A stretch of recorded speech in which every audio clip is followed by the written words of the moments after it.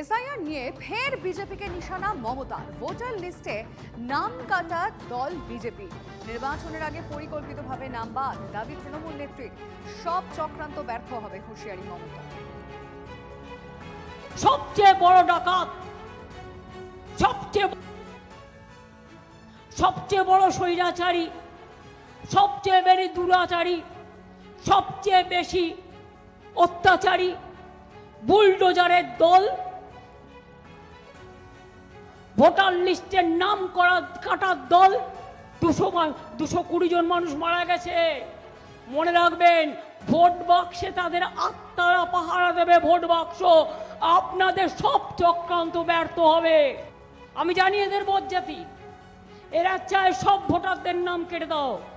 দেশটায় শুধু একটাই দল থাকবে, শুধু বিজেপি খাবে আর কেউ খাবে না। ওই এসআইআরই তোমাদের মৃত্যুবান, মনে রেখে দিও, ওটা তোমাদের মৃত্যুবান। এই মৃত্যুবান তোমাদের আগামী দিন কোথায় নিয়ে যাবে? এই বাংলায় সর্বনাশ করতে গিয়ে তোমরা দেশের ক্ষমতা হারাবে।